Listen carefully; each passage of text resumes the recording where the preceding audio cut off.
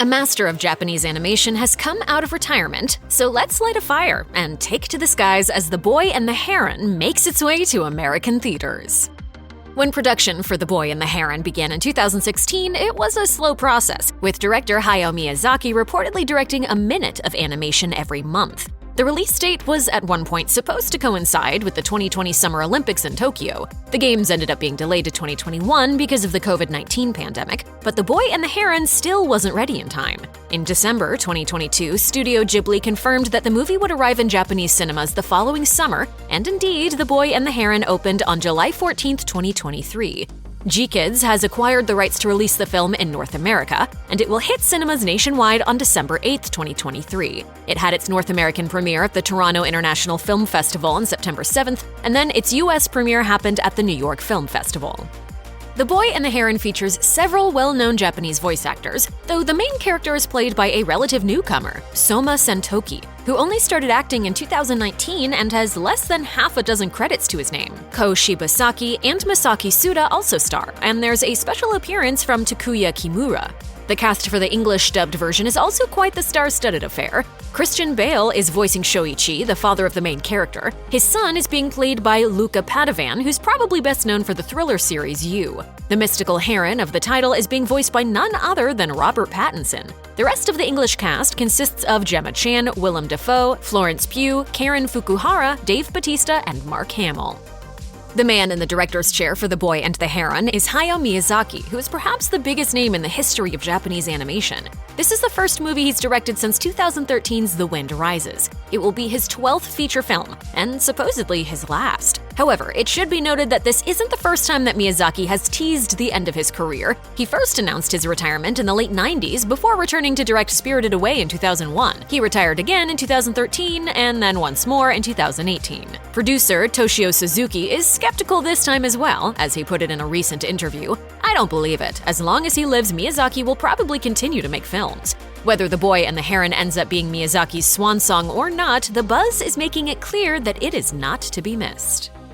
The Boy and the Heron is partly inspired by the 1937 Japanese novel How Do You Live, which is about a 15-year-old boy in Tokyo whose father has died and who is close with his uncle. Hayao Miyazaki has called it his favorite childhood book, though the film isn't a straight adaptation of the story. Instead, it's about someone who loves the book. This isn't the first time that Miyazaki has been inspired by literature while taking his movie's story in a unique direction. 2004's Howl's Moving Castle was loosely based on a novel of the same name, though it differed from the source material in numerous ways. For one thing, there's no war in the book. Military conflict is also a backdrop for The Boy and the Heron. It's set during World War II and follows a boy named Mahito whose mother died when Tokyo was bombed. Mahito moves to the countryside with his father, who decides to marry the pregnant sister of his late wife. This understandably upsets Mahito, who retreats into a fantasy world after a talking heron convinces him that his mother is still alive. In addition to being loosely based on the novel How Do You Live, The Boy and the Heron may have also been inspired by Hayao Miyazaki's childhood. G-Kids has described it as a semi-autobiographical fantasy, and many reviewers have made connections between the director's life and the film's story. Like Mahito, Miyazaki's father is known to have been involved in the production of fighter planes. Similarly, Miyazaki's family also sought refuge from the Tokyo bombings by relocating to the Japanese countryside. Others have noted that the film's opening scene of a hospital fire is seen as a reflection of the loss of Miyazaki's mother, with whom he shared a strong bond and who was an influence on many of his female characters. Critics have also picked up on Miyazaki's signature motifs and recurring themes within the film. The Boy and the Heron was produced by Studio Ghibli co-founder Toshio Suzuki, whose relationship with Miyazaki stretches back before the formation of the studio. They first worked together on 1984's Nausicaa of the Valley of the Wind. The success of that film led to Miyazaki and Suzuki creating a new studio along with Isao Takahata and Yasuyoshi Tokuma. While Nausicaa is often considered to be the unofficial first Studio Ghibli movie, the first film to actually be released under the banner was 1986's Castle in the Sky. Suzuki and Miyazaki have gone on to work together again on many occasions, including Spirited Away, Princess Mononoke, Howl's Moving Castle, and The Wind Rises. Outside of Studio Ghibli, Suzuki's producing work includes the cyberpunk classic Ghost in the Shell 2: Innocence. The animation director for The Boy and the Heron is Takeshi Honda, who previously worked with Miyazaki on such movies as Ponyo and The Wind Rises. Honda is also known for his contributions to the anime franchises Evangelion and the films Tokyo Godfathers and Millennium Actress. 26 key animators worked on The Boy and the Heron, most of whom have previously worked with Miyazaki at some point. In his previous projects, Miyazaki was known for his hands-on approach, as he oversaw every cut. There is no compromise. Not even the smallest, most insignificant line.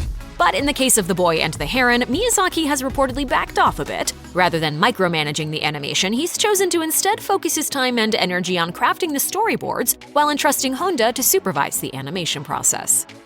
Until the July 2023 Japanese release of The Boy and the Heron, the only promotional material and press permitted about the film was a single poster drawn by Hayao Miyazaki himself. According to the mastermind behind this marketing strategy, Toshio Suzuki, he was tired of over-publicized releases that gave away too much about a movie. He wanted to create an experience wherein a viewer could go in blind with as little information as possible. It appears that Suzuki has achieved his goal, as numerous moviegoers attributed their extraordinary experiences to this unconventional marketing approach. However, a new marketing strategy was implemented when Studio Ghibli granted promotional control to American distributor G-Kids, which planned to orchestrate the biggest release the company had ever seen. Keeping the film shrouded in secrecy became challenging, as it's already been screened at international venues and film festivals. Still, as G-Kids president Dave Gestet explained to IndieWire, we're going to continue to find ways to both make sure that the film can reach its widest possible audience while staying true to a lot of the marketing and the integrity that Studio Ghibli has.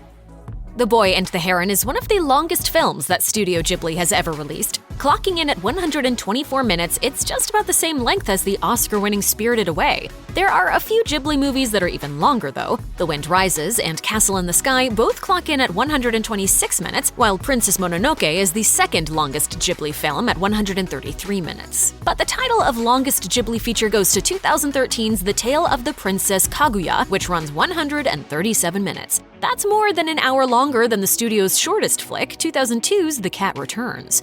As for the rating, The Boy and the Heron has been given a PG-13 for its depictions of violent content, bloody images, and smoking. Miyazaki's films have a reputation for appealing to a broad audience and are typically considered family-friendly. But this isn't the first of his movies to be rated PG-13, as The Boy and the Heron will be following in the footsteps of Princess Mononoke and The Wind Rises. Ultimately, the rating isn't too surprising, considering that The Boy and the Heron will deal heavily with the themes of death, mortality, and grief.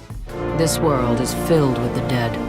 Longtime Miyazaki collaborator Joe Hisaishi composed the musical score for The Boy and the Heron. The soundtrack consists of 37 original compositions, including the theme song Spinning Globe. From simple piano ballads to captivating melodic strings, the score effectively sets the mood for the film. In an interview with Crunchyroll, Hisaishi revealed, "I want my music to capture the emotion and imagery as you watch the film." Hisaishi has worked on all of Miyazaki's films except for his first feature, 1979's The Castle of Cagliostro. He's worked on more than 100 film scores and solo albums throughout his career, and has won several Japanese Academy Awards for Best Music. The main theme for The Boy and the Heron is performed by Japanese musician Kenshi Yonezu, though it remains to be seen whether this song will be included in the international version, where it will be titled Spinning Globe. Yonezu has previously recorded theme songs for anime series like Chainsaw Man, My Hero Academia, and March Comes In Like a Lion, to name a few. Yonezu's career began back in 2009 when he was just 18. He started posting music on the Japanese video sharing website Nico Nico Doga and quickly gained a following, as he explained during a 2017 interview with Yahoo Japan.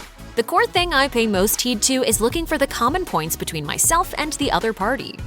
Those who have already been lucky enough to see The Boy and the Heron have been generally enthusiastic about it. If early reactions are anything to go by, it sounds like it's not Miyazaki's best film, but still a worthy entry. The BBC, for one, compared it to past Miyazaki classics like Kiki's Delivery Service and Spirited Away, and Anime News Network declared, "The film, for all its fantastical trappings, is the story of Mahito coming to accept what he still has, and fighting to make sure nothing more is taken away from him. It's a thematically powerful narrative, and one that uses visual storytelling far more than dialogue to get its message across. Even critics who didn't connect with the story have admitted that it is technically brilliant. As the website Full Frontal put it, I do not think that it will work for everyone. I'm not even sure it worked for me, but this difficulty and ambiguity might be its best quality. Miyazaki's ultimate showcase of talent, nuance, and imagination. There's more work to be done. Despite the lack of trailers, The Boy and the Heron opened to record-breaking figures in Japan, thus proving the genius of Toshio Suzuki's radical marketing plan. To get specific, the movie posted the best opening in the history of Studio Ghibli, as it made 1.83 billion yen over its first weekend. For context, Howl's Moving Castle made 1.48 billion yen over the same period back in 2004.